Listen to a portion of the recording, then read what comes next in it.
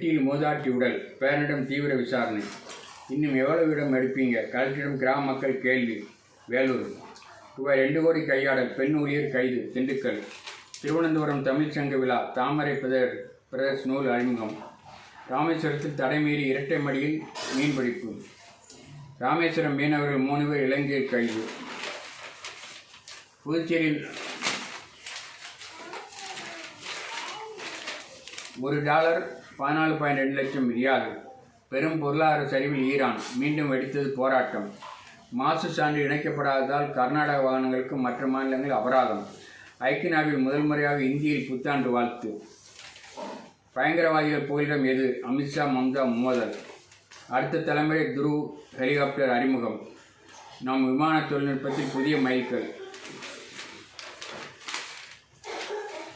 உத்தரப்பிரதேசத்தில் 170 ஆடுகள் திடீர் உயிரிழப்பு. டெல்லி பாதுகாப்புக்காக வருகிறது சுதர்சன சக்கரம் கவசம். மாமியாராகிறார் காங்கிரஸ் பிரியங்கா, மகனுக்கு இன்று நிச்சயார்த்தம். உத்தரப்பிரதேச வரைவு வாக்காளர் பட்டியல் வெளியிடும் தேதி மீண்டும் மாற்றம். சொத்துக்காக வீட்டு எஜமானரை 5 ஆண்டுகளாக பட்டினி போட்டு கொன்ற வேலைக்கார தம்பதி. பயணியை தாக்கிய விமானி 1 வாரத்துக்கு பின் கைது.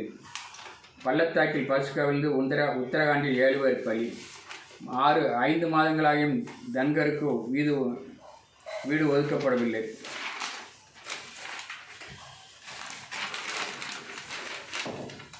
கஞ்சா சிறார்களால் கொடூரமாக வெட்டப்பட்ட வாலிபர் அவசரமாக ஒரிசாவுக்கு அனுப்பி வைப்பு. குண்டர் சட்டத்தை தவறாக பயன்படுத்தும் காவல்துறை, அரசு நடவடிக்கை எடுக்க உயர்நீதிமன்றம் உத்தரவு.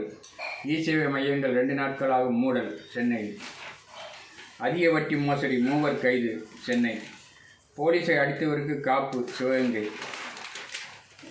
விண்வெளி ஸ்டார்ட் அப்கள் நிதியுதவி பெற அழைப்பு. மதுரை புத்தாக்க தொழில் மையம், ஒப்பந்த நிறுவனம் தேடும் சிப்காட். அறிவுசார் சொத்துரிமை பதிவு செலவு ரூபாய் 22 லட்சம் திரும்ப ஒப்படைப்பு. வெள்ளி விலை சரியாது, வாங்கும் பழக்கத்தை தொடரணும். சுரபி கார்த்திக் ரூபாய் 2028 கோடிக்கு சோலார் மாட்யூல் தயாரிக்க NTPC ஆர்டர். மத்திய பட்ஜெட் எதிர்ப்பாளர்கள் தமிழக பாஜக அறிக்கை சமர்ப்பிப்பு.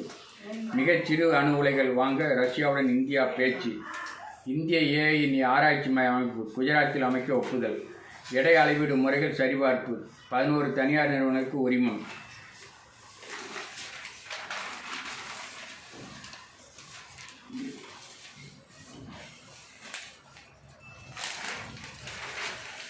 முகவர்களின் கமிஷனை குறைக்கும் முயற்சியில் IRTAI தீவிரம்.